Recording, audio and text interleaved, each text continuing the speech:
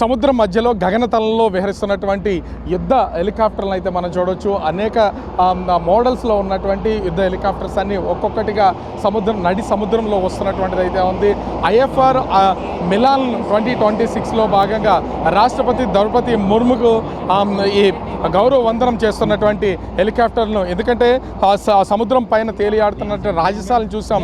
INS Vikrant, అదేవిధంగా వివిధ దేశాలకు సంబంధించి ఎన్నో యుద్ధ సంబంధించినటువంటి నౌకల్ని కూడా చూసాం. అయితే ఇప్పుడు వంతు మనం చూస్తున్నాం కదా, ఒక్కొక్కటి అంటే వీటన్నిటికి సంబంధించి C-31 హెలికాప్టర్, ఇవి ఒక్కొక్కటి ఒక్కొక్క ప్రత్యేకత సంబంధించుకున్నటువంటి హెలికాప్టర్లు అన్నీ కూడా గగనతలంలో విహరిస్తున్నటువంటిది అయితే మనం చూడొచ్చు. మనం ఇప్పటి వరకు చాలా చోట్ల కూడా ఏదన్నా విపత్కర పరిస్థితుల్లోనూ కొన్ని జరిగినప్పుడు ఖచ్చితంగా వాళ్ళని రక్షించడానికి నేవీకి సంబంధించినటువంటి హెలికాప్టర్లు రావడం చూస్తూ ఉంటాం. కానీ ప్రత్యక్షంగా యుద్ధంలో పార్టిసిపేట్ చేసే హెలికాప్టర్లు అన్నింటినీ కూడా విన్యాసాల రూపంలో నడి సముద్రంలో మనమైతే చూస్తున్నాం.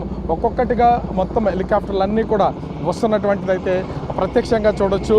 ఇదొక అంటే భారతదేశం గర్వించదగ్గ ఒక క్షణానికి నిదర్శనంగా చెప్పొచ్చు.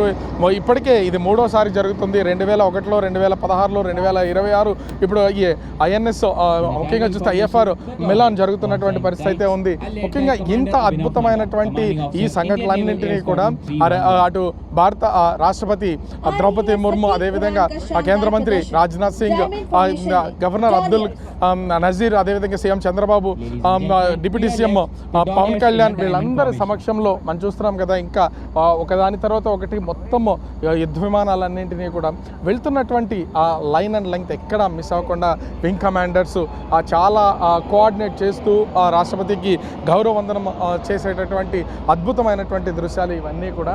ఇంతటి అద్భుతమైనటువంటి ఆ దృశ్యాలను బిగ్ టీవీ ప్రత్యక్షంగా ఉన్నటువంటి చూస్తున్నటువంటి అశేష ఆ జనానికి చూపించే ప్రయత్నంలో భాగంగానే నడి సముద్రంలో అటు వార్షిప్స్, అదేవిధంగా వారికి సంబంధించినటువంటి ఎయిర్ క్రాఫ్ట్స్ అన్నింటినీ కూడా ప్రత్యక్షంగా చూపిస్తున్నటువంటిది అయితే ఇక్కడ చూడొచ్చు.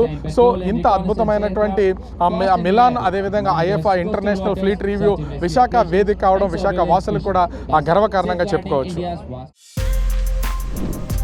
For more videos like this, subscribe Big TV channel.